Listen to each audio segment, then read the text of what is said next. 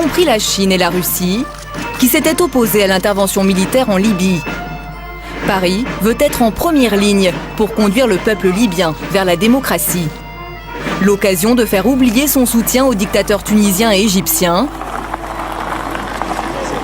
Devant les ambassadeurs, réunis hier à Paris, Nicolas Sarkozy a réaffirmé la volonté de la France de se trouver dorénavant du côté des peuples face à leurs oppresseurs.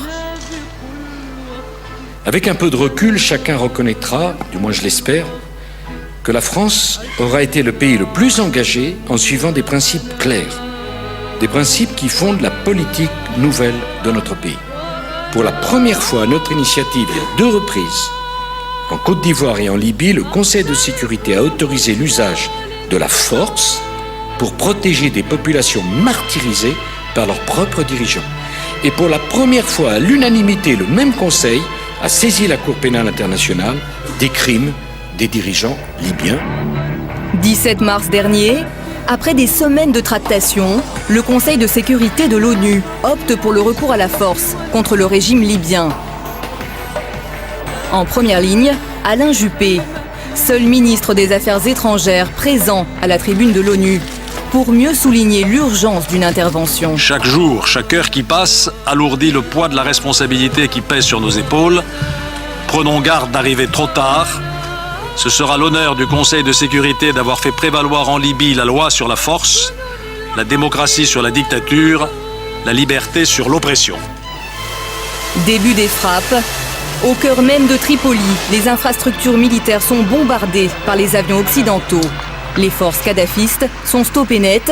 Première victoire. Le premier succès de notre intervention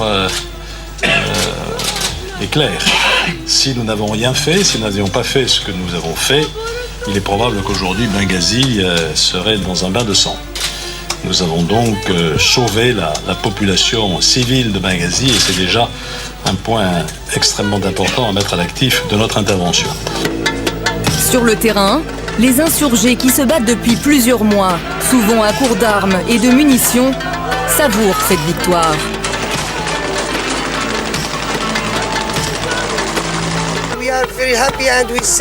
On est très heureux et on dit merci à l'Amérique et à la France.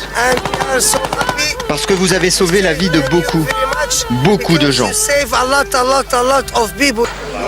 En première ligne, aux côtés des insurgés, le philosophe Bernard-Henri Lévy. C'est lui qui aurait convaincu Nicolas Sarkozy de reconnaître le premier, le Conseil national de transition libyen. Il saluait il y a quelques jours la victoire de la coalition. La victoire bien sûr de la coalition et au premier chef, parce que la coalition c'est un mot générique, mais au premier chef de la France qui a mené cette coalition avec là encore une ténacité tout à fait remarquable. Ce soir, la question des avoirs gelés de la Libye à l'étranger sera au centre de la conférence.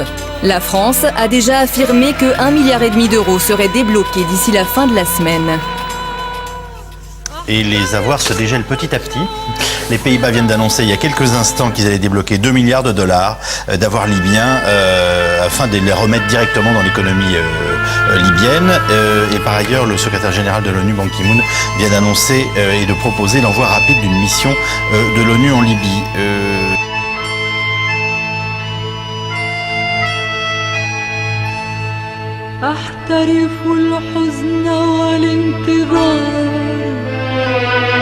أرتقب الآتي